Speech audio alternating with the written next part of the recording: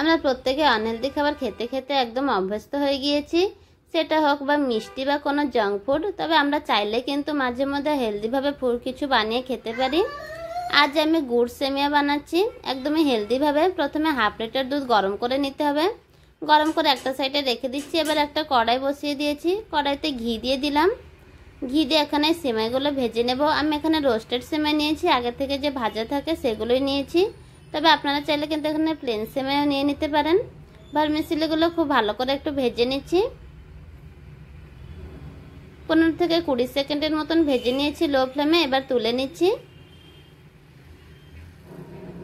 এভাবে হেলদিভাবে বানিয়ে খেতে কিন্তু খুবই ভালো লাগে, আর একবার বানিয়ে দেখতে পারেন। গুড় দিয়ে সেমাই রান্নাটা কিন্তু খেতেও একদমই খারাপ হয় না। তুলে নিয়ে হয়ে গিয়েছে। এবার আমি ভেজে নেব কিছু ড্রাই ফ্রুটস। আমি এখানে কাজু ও 2 রকমের কিশমিশ নিচ্ছি। আপনারা চাইলে কিন্তু এখানে আলমন্ডও নিয়ে নিতে পারেন।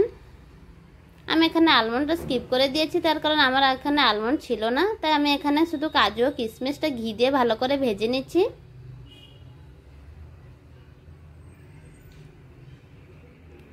ভাজা হয়ে গিয়েছে, এবার একটা প্লেটে তুলে নেব।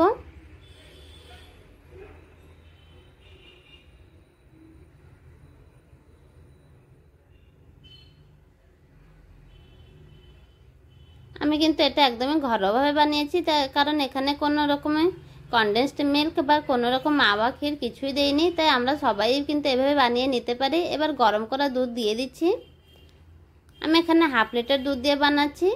তবে আপনারা যদি বেশি সেমাই নেন তাহলে বেশি দুধ দিয়ে বানিয়ে নিতে পারেন। এবার সব সেমাইগুলো দিয়ে দিতে হবে। এবার দিয়ে দিচ্ছি এখানে হাফ চামচ এলাচ গুঁড়ো। এলাচ গুঁড়ো দিলে কিন্তু খেতে খুবই ভালো হয়, আর স্বাদ ও গন্ধ দুটোই খুব ভালো হয়। এভাবে কিছু সময় ফুটিয়ে নেব, আর সেমাইটা সিদ্ধ হয়ে গেলে দিয়ে দেবো এখানে কিছু ড্রাই ফ্রুটস। সেমাইটা ফুটানো হয়ে গিয়েছে, এবার ভেজে রাখা ড্রাই ফ্রুটসগুলো দিয়ে দিচ্ছি। আরও খুব ভালো করে একটু কিছু সময়ের জন্য রান্না করে নেব। আর গুড় দিয়ে বানাচ্ছি, তার কারণে গুড়টা কিন্তু দুধে দিলে কেটে যায়, তাই গুড় একদমই লাস্টে দিতে হবে। যখনই দেখবেন আমাদের সেমাইটা একদমই রেডি হয়ে গিয়েছে, নামানোর ঠিক 2 মিনিট আগেই দিয়ে দেবেন। তারপরে গ্যাসের ফ্লেম বন্ধ করে দেবেন, তাহলে একদমই পারফেক্টভাবে হবে।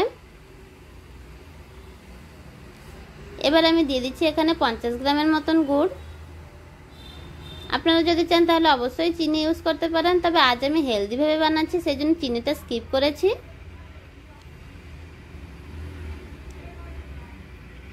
তো দেখুন আমাদের কিন্তু গুড় সেমাই বানানো হয়ে গিয়েছে। আর এবার একটা প্লেটে সার্ভ করে নিচ্ছি। তো খুব সহজে কিন্তু বানানো হয়ে যায়, খেতেও ভালো হয়। আপনাদের যদি ভালো লেগে থাকে তাহলে অবশ্যই একবার বানিয়ে দেখতে পারেন, আর বাড়িতে বানালে আমাকে অবশ্যই কমেন্ট করে জানাবেন খেয়ে আপনাদের কেমন লেগেছে। আর মাঝে মধ্যে কিন্তু জাঙ্ক ফুডটাকে একদমই অ্যাভয়েড করে চলবেন, তাহলে আমাদের শরীরও ভালো থাকবে। আর মিষ্টি জাতীয় কিছু খেতে মন চাইলে কিন্তু এভাবে গুড় দিয়ে বানিয়ে নেওয়া যায়।